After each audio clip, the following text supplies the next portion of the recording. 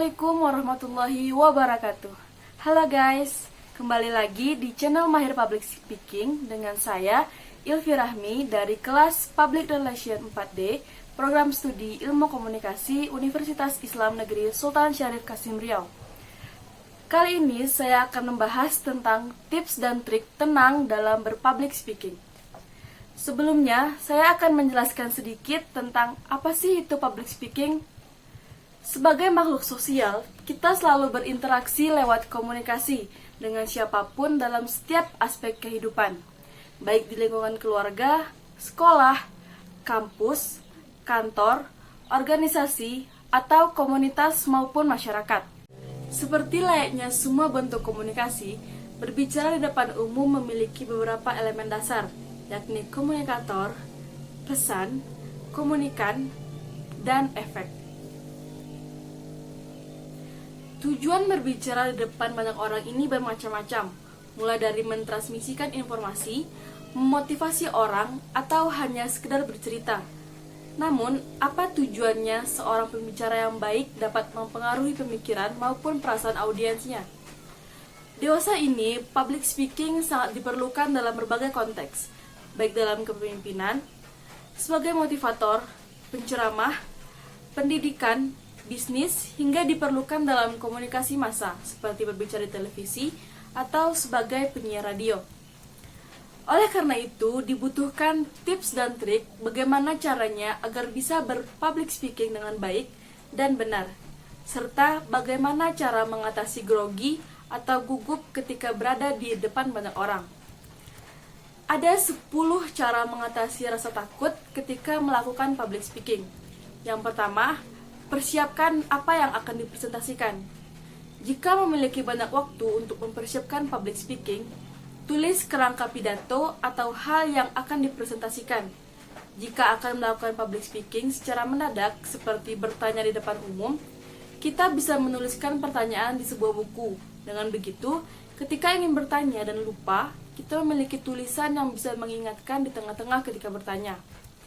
Yang kedua, berlatih sebelum memulai public speaking. Selain mempersiapkan, kita juga harus melatih diri untuk public speaking.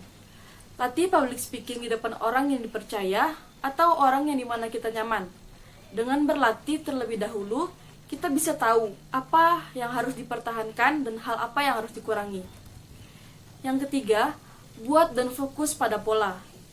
Kita harus mempersiapkan secara terpola, misalnya ketika kita berpublic speaking untuk audiens yang banyak dari beragam universitas, kita memiliki pola yaitu pembuka, isi, dan penutup.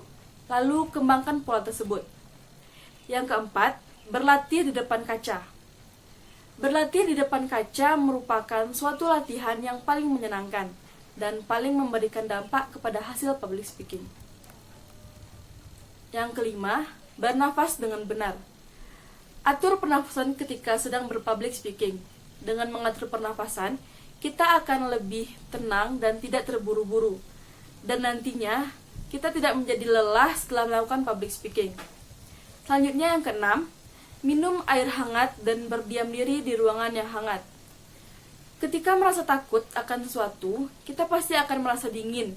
Jika mau mempresentasikan sesuatu, kebetulan di tempat yang dingin, cobalah untuk keluar dari tempat tersebut. Carilah tempat hangat untuk menenangkan diri dan minum teh manis hangat agar menjadi rileks. Yang ketujuh, jangan bicara terlalu cepat.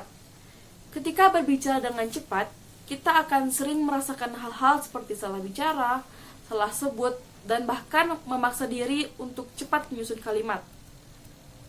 Selanjutnya yang kedelapan, jangan overthinking tentang reaksi dari audiens.